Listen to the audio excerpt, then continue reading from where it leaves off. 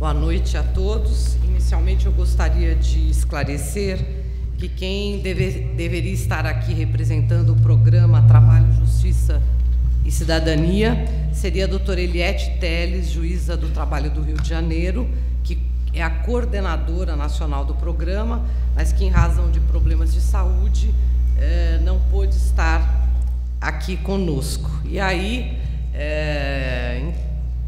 coube a minha difícil missão de substituí-la, uma vez que eu integro a Comissão Nacional e também, com muita honra, componho o Tribunal Regional do Trabalho de São Paulo.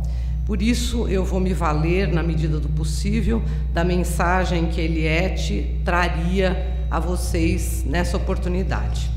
O programa Trabalho, Justiça e Cidadania é inspirado na ideia da existência de uma função social dos juízes e, por isso, a abordagem do tema não pode prescindir de uma breve análise histórica das transformações ocorridas na magistratura nacional. Então, é necessário uma abordagem do tema histórica das transformações, porque passou a magistratura nacional a partir da década de 1980.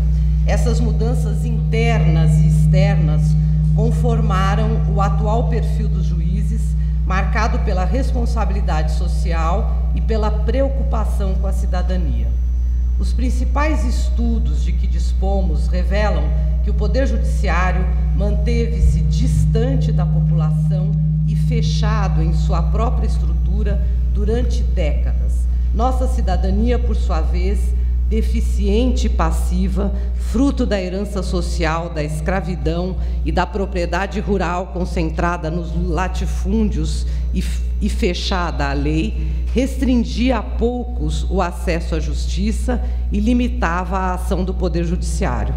A partir de 1930, com a modernização do Estado, a criação dos direitos sociais, notadamente os trabalhistas e previdenciários, e com a instituição da educação pública, ocorre uma mudança no exercício dos direitos pelos cidadãos. Entretanto, o distanciamento e o desconhecimento do Poder Judiciário acerca dos problemas sociais e políticos dos cidadãos permanece e se aprofunda durante os períodos dos governos militares, em face da legislação repressiva que o manteve à margem do exame das questões relativas à institucionalização das liberdades civis e públicas. No período de transição política do autoritarismo para a democracia, em que a sociedade civil, organizações, pensadores democráticos e da esquerda atuavam com reivindicações, o Judiciário permanece à margem dessas ações. Não obstante, este poder emergiu na Carta de 1988 com maior influência institucional e política, que resulta em uma maior intervenção e presença em todas as esferas sociais. Esse fenômeno de caráter mundial, denominado judicialização da política, gerou o protagonismo do Judiciário, que passa a enfrentar uma explosão de demandas, cada vez mais complexas, em grande parte fruto dos novos direitos criados pela Constituição de 1988. Esse protagonismo expressa um movimento de inclusão e de defesa de minorias da sociedade pelo acesso aos direitos pela via do judiciário. Conforme Antônio Garapon, o protagonismo do judiciário ultrapassa a simples jurisdição de interesses concretos. Diz ele: não nos tornamos mais demandantes do judiciário porque suas fronteiras se abriram. A explosão do número de processos não é um fenômeno jurídico, mas social. A consolidação democrática, advinda da Carta de 88, e as novas conquistas da democracia dão lugar à emergência do judiciário na cena social. Ao mesmo tempo, uma renovação significativa vai se conformando no interior do poder, com o ingresso de jovens e mulheres a partir de 1981. São os fenômenos denominados juvenilização e feminilização da magistratura. Essa mudança é captada na pesquisa da AMB e o PERJ, o Perfil dos Magistrados Brasileiros, de 1996, que registra que 85% dos juízes defenderam em suas respostas a influência das suas decisões na transformação social, tendo manifestado preocupação com a questão social que muitas vezes vai além da lei na construção jurisdicional de novos direitos. Esse ponto de mutação foi registrado pela sensibilidade política do então presidente do Supremo Tribunal Federal, José Paulo Sepúlveda Pertence, em seu discurso de posse, publicado pela AMB em 1995, ele constata algo de novo e historicamente positivo, o reclamo do direito efetivo à jurisdição que parte dos setores mais explorados. Novos estudos surgem, desvendando o judiciário. Em 94, a OAB do Rio de Janeiro realiza uma pesquisa coordenada por José Ribas Vieira, publicada no livro Democratização do Poder Judiciário segundo seus juízes.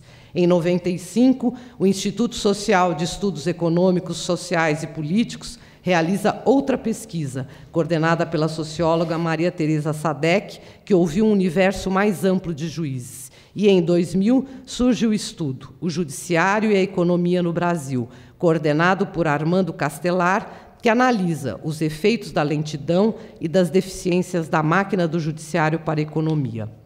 Papel importante no despertar dessa consciência social do magistrado desempenharam as associações de magistrados, que, a partir da experiência adquirida durante os trabalhos da Assembleia Nacional Constituinte, constataram o desconhecimento das funções do judiciário pelos representantes do legislativo, do executivo e da sociedade civil organizada.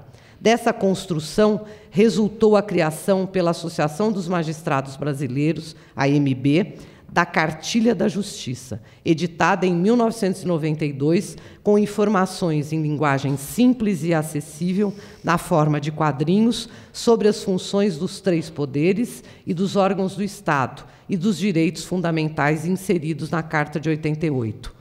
Expressava também a preocupação social dos juízes a criação, em 1991, da Associação dos Juízes para a Democracia, cujos objetivos enunciados em seu texto fundador são, abro aspas, o resgate da cidadania do juiz por meio de uma participação transformadora da sociedade no sentido da promoção dos direitos fundamentais dos cidadãos, da democratização e do aprimoramento do judiciário.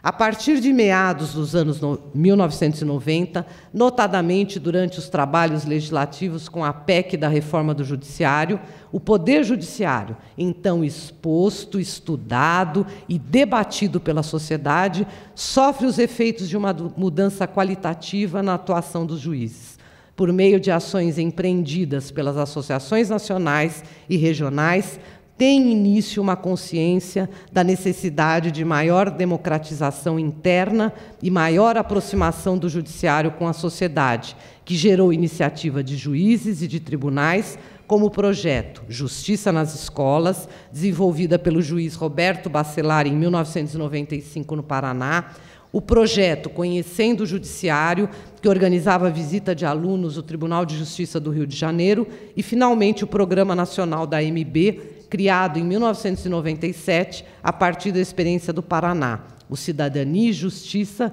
também se aprendem na escola, que foi lançado no Rio de Janeiro e em outros estados da Federação.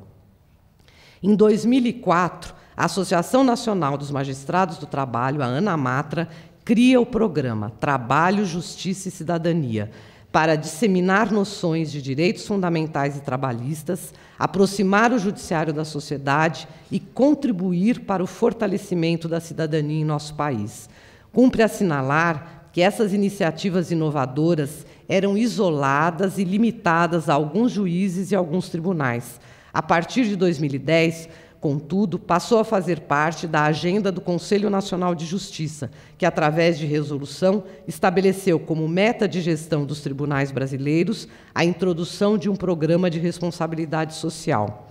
Nesse ponto da nossa análise, podemos arriscar a conclusão de que a percepção pelo magistrado de sua função social foi se afirmando a partir da democratização do país e da abertura do Poder Judiciário, como consequência das causas antes arroladas, e se expressou e segue se expressando por duas formas de intervenção. Primeiramente, na própria atuação jurisdicional, caracterizada pelas intervenções nas demais esferas sociais, sobretudo pelos tribunais superiores, que passaram a atuar como árbitros de atos dos outros poderes, além da intervenção transformadora na própria criação jurisdicional do direito, com correção de conteúdo axiológico e das ambiguidades da lei. A segunda forma vem sendo feita pela atuação direta dos magistrados, coordenados por suas associações, em diálogos estabelecidos com estudantes, professores, líderes de associação de classe. Esse é o papel inovador de aproximação com a sociedade e de troca de experiências enriquecedoras para o aprimoramento e a democratização do judiciário. Esta segunda via lastreia-se na troca de informações que agrega subsídios de vivências sociais aos juízes e que busca fundamento no conhecimento interdisciplinar, que faz parte do papel das escolas da magistratura. A interação direta com alunos e professores dá a dimensão da importância desse diálogo e desperta no juiz o entusiasmo de estar atuando fora dos limites dos autos, conversando com os cidadãos e deles recebendo experiência para melhor desempenhar o seu mistério. O principal instrumento de atuação do programa Trabalho, Justiça e Cidadania é a Cartilha do Trabalhador em quadrinhos e a Cartilha do Trabalhador de bolso, cuja leitura pelos estudantes visa propiciar a discussão de temas transversais presentes nos conteúdos curriculares de ensino, tais como ética, trabalho e cidadania, previstos nos parâmetros curriculares nacionais do Ministério da Educação. Tem como objetivos gerais a difusão de noções básicas de direito do trabalho e de direitos fundamentais, informando os meios de exercê-los e assim propiciando a preparação consciente para o ingresso no mercado de trabalho. Indispensável à implementação do programa é a formação dos núcleos regionais, que são integrados por magistrados, advogados, membros do Ministério Público, servidores e outros colaboradores, que, por sua vez, são os responsáveis pela promoção dos cursos de capacitação dos professores, já que estes, no contexto dos cursos respectivos, são os chamados agentes multiplicadores, que inicialmente introduzirão a matéria para os alunos. Os estudantes, após a leitura das cartilhas e os debates sobre os temas tratados, são instados à realização de trabalhos, e esses trabalhos, selecionados a critério dos professores e da escola, são apresentados num evento denominado Culminância, com a presença dos integrantes do núcleo e de toda a comunidade escolar. É uma verdadeira festa de cidadania. E é nessa ocasião que os estudantes também mantêm contato com os magistrados e demais integrantes do núcleo. Este, evidentemente, não é um modelo de trabalho fechado e a sua perspectiva educacional não se restringe aos limites geográficos das escolas formais. Também vem sendo aplicado no âmbito de cursos técnicos e profissionalizantes, escolas de jovens e adultos e entidades sindicais. Não raro, inclui atividades nos órgãos da jurisdição, com a visita dos estudantes aos fóruns para o conhecimento direto do funcionamento da justiça.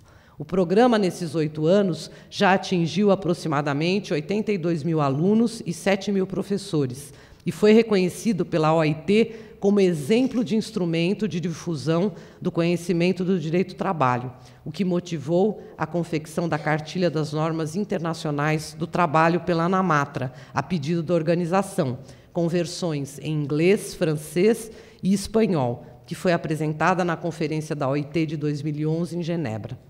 As questões relacionadas ao meio ambiente de trabalho e à saúde do trabalhador, evidentemente, estão contempladas nas cartilhas mencionadas, porque são objeto de preocupação de todos, como é reafirmado neste seminário.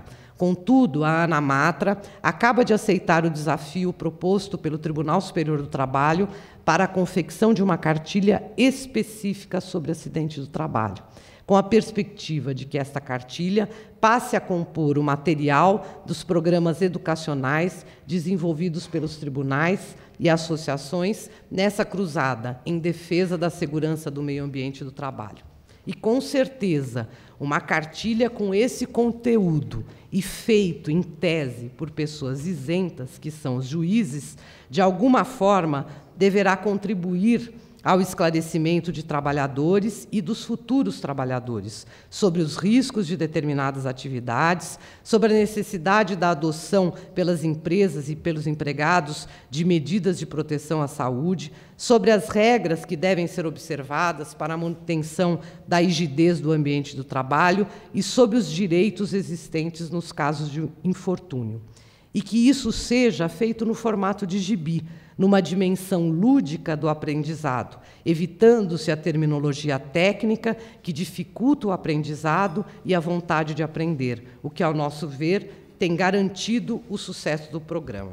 Assim, encerro a minha interlocução, agradecendo o convite dos organizadores desse seminário e registrando a minha esperança de que, apesar da imensa carga de trabalho que a jurisdição impõe aos magistrados, aos servidores e aos advogados, sejamos capazes de seguir nessa trilha do compromisso da justiça com a cidadania, a fim de que o Poder Judiciário não se restrinja a um repositório de desvalidos e mutilados, a fim de que sejamos, numa dimensão humana, melhores juízes. Muito obrigada.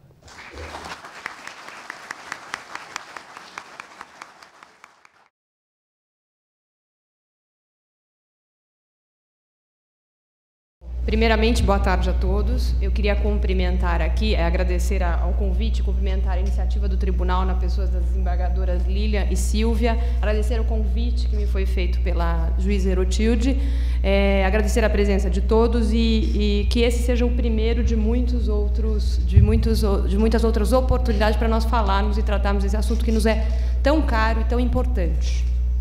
Muito bem, nós hoje estamos aqui reunidos concentrando a nossa atenção e os nossos melhores esforços para buscar alternativas e soluções para a prevenção e proteção da saúde do trabalhador. O desenvolvimento econômico do país tem revelado diversas facetas. Ao mesmo tempo em que garante o crescimento, promove a inclusão social, aumenta a oportunidade de trabalho, traz em si inúmeras mazelas, com implicações perversas para o mundo do direito do trabalho e para o trabalhador. Constantes têm sido as irregularidades praticadas sob essa bandeira do desenvolvimento, notadamente o desrespeito à saúde, às normas de saúde, à higiene e segurança do trabalho. Nesse contexto, os acidentes de trabalho têm feito inúmeras vítimas, sendo muitas delas fatais, nos diversos ramos das atividades econômicas, seja no meio rural, assim como no meio urbano. E essa não poderia jamais ser a lógica a nortear as ações praticadas em nome desse mesmo desenvolvimento. Eis que a maior vítima desse sistema perverso é o próprio trabalhador. E como nós podemos atender a esses novos desafios impostos pelas demandas do mundo moderno, com o objetivo de conferir eficácia às iniciativas tendentes à proteção da vida e da saúde do trabalhador? Nós sabemos que inúmeros são os instrumentos legais a garantir condições dignas de trabalho decente. A OIT, já em sua carta de fundação, há mais de 90 anos, elegeu a proteção à vida e à saúde dos trabalhadores como um dos seus primados, que passou a integrar o Programa de Trabalho Decente da OIT. No mesmo sentido, as convenções 155, que vários palestrantes aqui mencionaram, ratificada pelo Brasil, e a Convenção 187, que infelizmente ainda não foi ratificada por questões de ordem formal. Nisso, meus caros, eu queria fazer uma breve menção, quando eu falo da Convenção 155, que é muito importante. Um dos artigos da Convenção, quando nós tratamos do Programa Nacional de Prevenção, um dos artigos, fiz questão de trazer até aqui, e peço licença a vocês para ler esse artigo, ele diz a respeito de iniciativas importantes de todas as nações para a implementação de programas, de medidas de proteção ao trabalho. É o artigo 4º. Todo membro deverá, em consulta com as organizações mais representativas de empregadores e de trabalhadores, e levando em conta as condições e práticas nacionais, formular, pôr em prática e reexaminar periodicamente uma política nacional coerente em matéria de segurança e saúde dos trabalhadores e do meio ambiente. Nesse sentido, o Programa de Prevenção, Programa Nacional de Prevenção, formulado pelo TST, e o protocolo de cooperação técnica firmado entre TST, Ministério do Trabalho, Ministério da Saúde, ao qual a Ana Matra também aderiu e é parceira, essa é uma iniciativa tendente a implementar, a fazer valer, a tornar eficaz esse artigo da Convenção 155 da OIT. Além da Convenção 155, existem inúmeras outras normas legais tendentes a implementar iniciativas de prevenção. A própria Constituição da República, no artigo 7º, quando trata do trabalho como valor fundamental e garante a dignidade o trabalho como garantidor da dignidade da pessoa humana, assegurando outros direitos dos trabalhadores que visam a melhoria de suas condições sociais, a redução dos riscos inerentes ao trabalho por meio de normas de saúde, segurança e higiene do trabalho. Mas, pergunto a todos aqui presentes, a panaceia para os inúmeros problemas que orbitam em torno da questão de acidentes de trabalho poderia cingir apenas a aplicação de normas positivadas aos litígios que são submetidos diuturnamente ao judiciário especializado? Nesse contexto, pergunto aos colegas, a todos aqui presentes, se nós, ora reunidos em torno dessa mesma causa, não deveríamos fingrar outros mares, sair de nossos gabinetes e salas de audiência e passar a dialogar mais firmemente com a sociedade na busca desse propósito, dessa afirmação?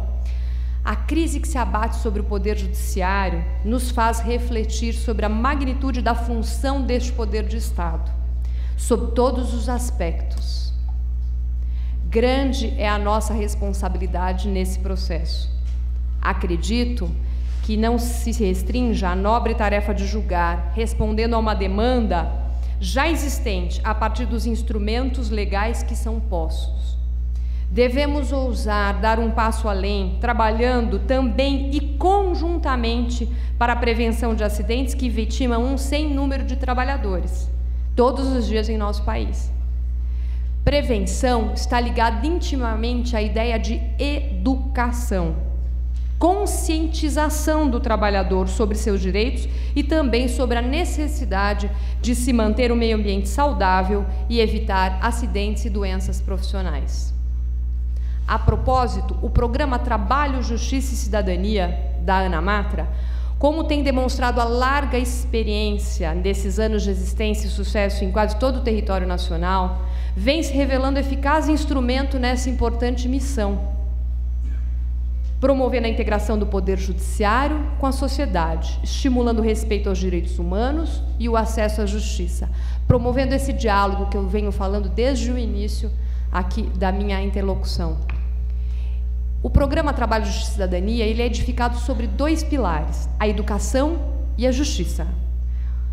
E tem por objetivos a qualificação e o fortalecimento da cidadania, por meio da formação educacional e a democratização do poder judiciário, aproximando o juiz da escola. E como funciona esse programa, todos devem estar se perguntando, Trabalho, Justiça e Cidadania. E como que atenderia, mais do que tudo, a agenda de prevenção de acidentes de trabalho do TST?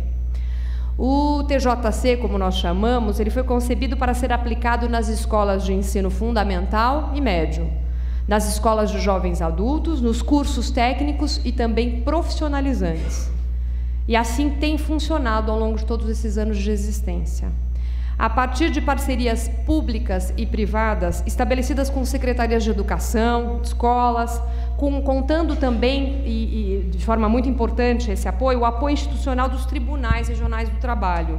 E, sobretudo, contando com a dedicação dos juízes que acreditam nesse ideal e nessa causa, o TJC tem se mostrado eficaz instrumento de resgate da cidadania e de acesso à justiça. O lema é: o juiz sai de seu gabinete e vai até a escola.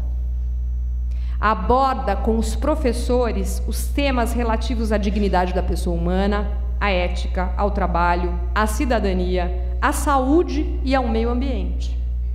Questões que estão inseridas nas leis de diretrizes e bases da educação nacional e no conteúdo curricular de ensino, sendo eleitos como temas transversais previstos nos parâmetros curriculares nacionais, como bem mencionou a doutora Beatriz.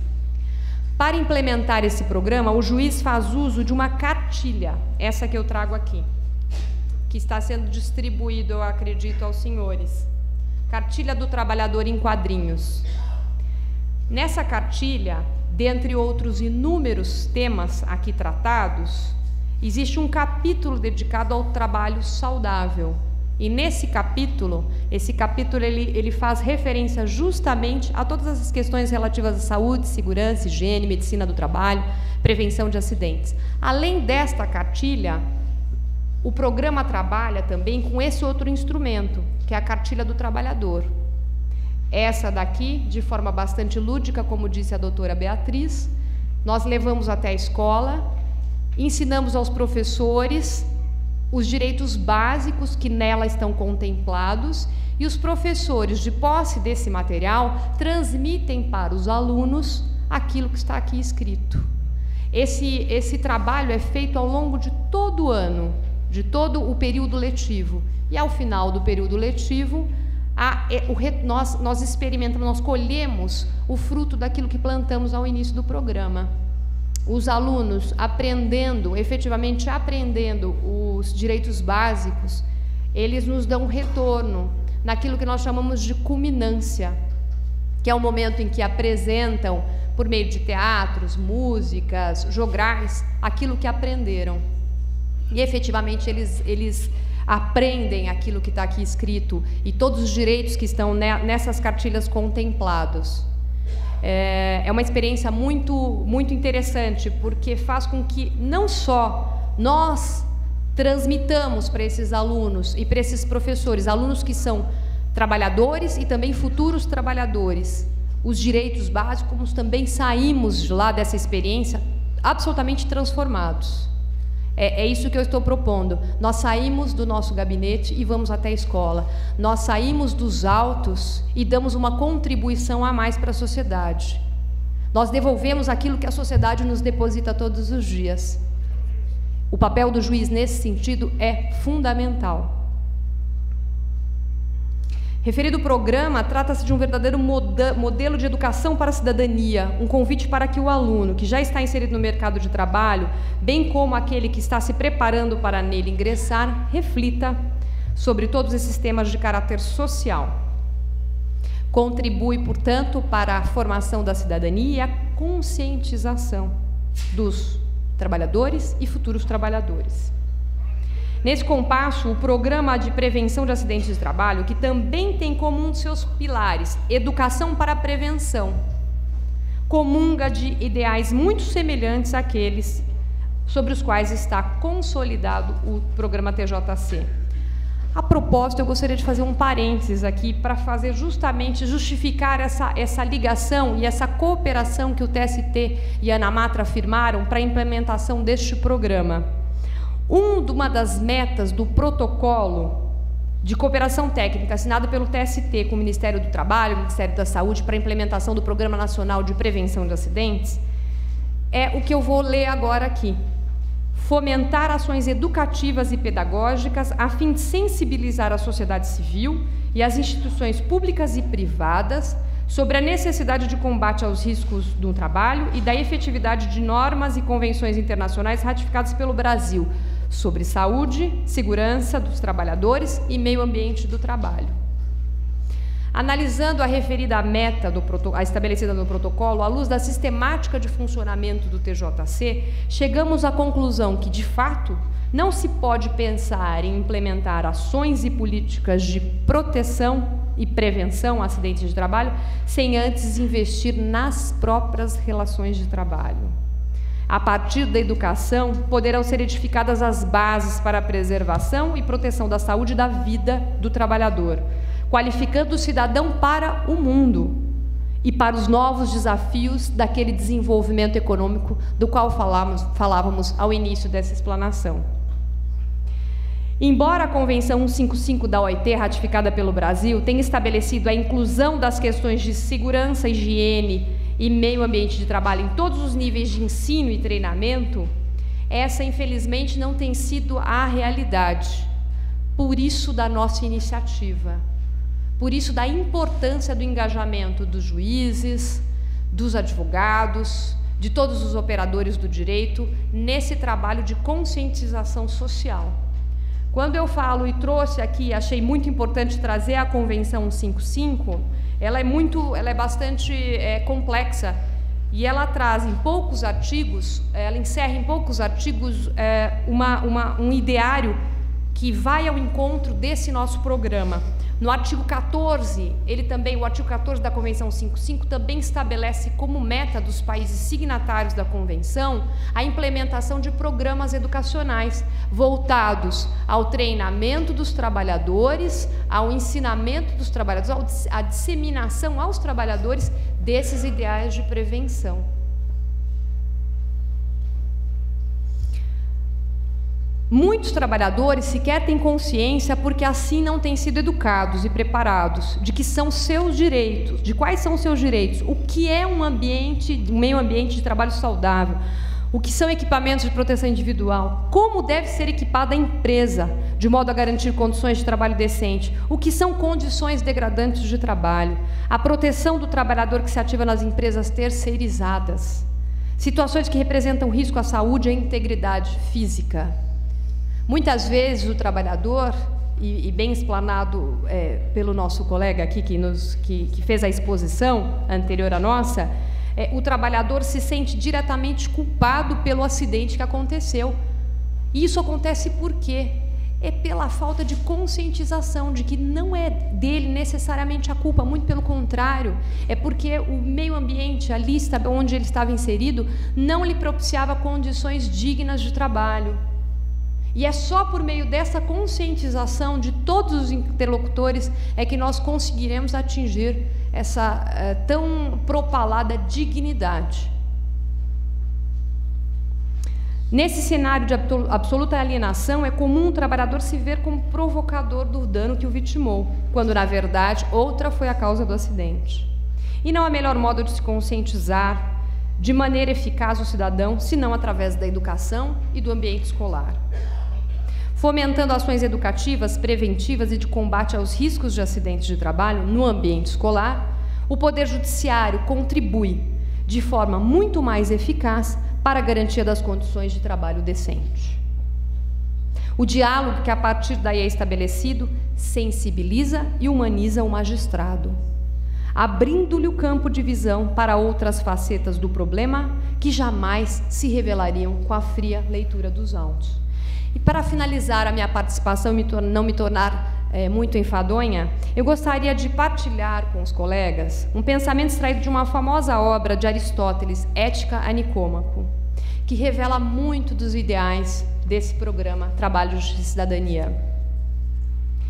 Cada homem julga bem as coisas que conhece, e desses assuntos ele é um bom juiz. Assim, o homem instruído a respeito de um assunto é um bom juiz nesse assunto, e o homem que recebeu a instrução a respeito de todas as coisas é um bom juiz em geral. Muito obrigada.